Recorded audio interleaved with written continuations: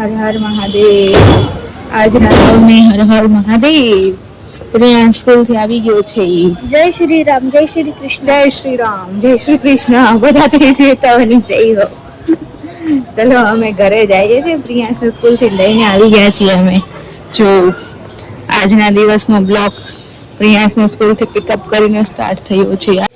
Guys મારો એક order હતો વેક્સિનનો, એ કરવા માટે આવી ગઈ છું. વેક્સિનનું બધું રેડી છે. ક્લાયન્ટ આવશે, વેક્સ કરશું આપણે. સો ગાઈસ અમે જઈએ છીએ પ્રિયાંશની કોચિંગમાં અને સ્કૂલનું બેગ સાથે લઈને જઈએ છીએ. અને ખબર નહીં પ્રિયાંશ તો શૂઝમાં કંઈક લાગે છે, કોઈ ચેક કરે છે. શું લાગે છે? થયું બરાબર?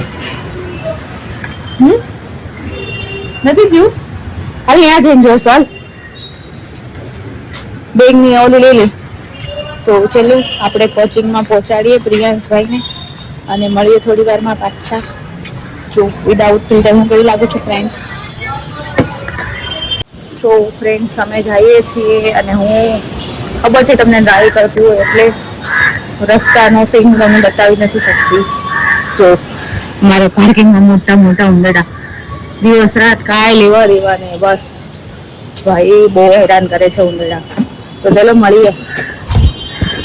આ છે મારી BMW, જોઈ શકો છો તમે. It's my BMW.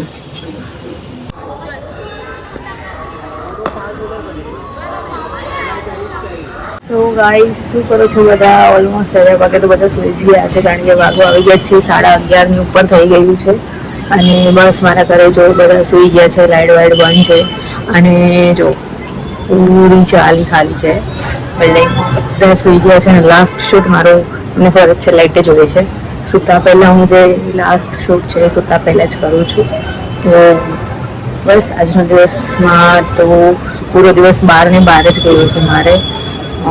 સવારે તો ખબર નહીં મારી તબિયત આજ થોડીક ડાઉન હતી, કમર વમર બેક પેઇન થોડું વધારે હતું આજે. તો આરામમાં જ ગયો હતો બપોર સુધી. બપોરે પ્રિયાંશને સ્કૂલથી લઈને આવ્યા. એના પછી એક ઓર્ડર હતો મારે નાનો વેક્સિનનો, તો મેં એક બતાવ્યો. એના પછી અમે જમ્યા. એના પછી પ્રિયાંશને ડાયરેક્ટ લઈને ગઈ હું કોચિંગમાં. ત્યાં 2 કલાક જેવું બેઠી, કારણ કે ઘરે રિટર્ન આવવાનો કોઈ મતલબ નહોતો. પાછું આવું તો ત્યાં જ બેઠી રહું છું. અને પછી ત્યાંથી ડાયરેક્ટ એને નાસ્તો કરાવ્યો, લઈને આવી. અને પછી ડાયરેક્ટ ટ્યુશન ગયું. ટ્યુશનથી પછી હું થોડુંક શાકભાજી લાવવાનું હતું તો એ લેવા ગઈ હતી.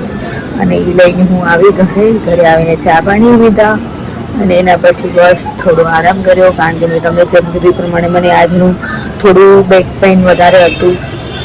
ખબર નહીં એમ પણ બેક પેઇન થતું હતું વધારે, તો આરામ કર્યો. એના પછી 8:30 પોણા 9 મેં રસોઈ બનાવવાનું ચાલુ કર્યું. રસોઈ બનાવી, જમ્યા, ફ્રી થયા અને બસ બધા સૂતા અને લાસ્ટ શૂટ કરવા હું હમણાં બહાર આવી થોડી વાર આરામ કરીને.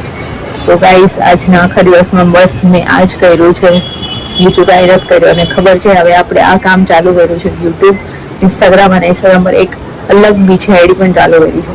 તો એના માટે અલગ એક વિડીયો બનાવવાનો રહે છે. પછી ઇન્સ્ટાગ્રામ જે મારું રેગ્યુલર ચાલે છે એના રીલ્સ બનાવવાની રહે છે.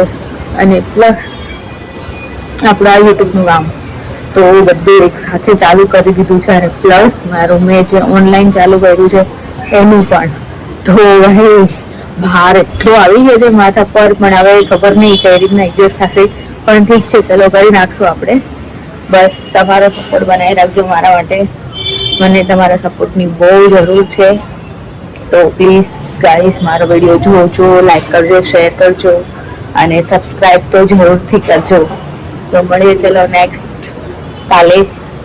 ચલો ગાઈસ આજના સૌને હર હર મહાદેવ.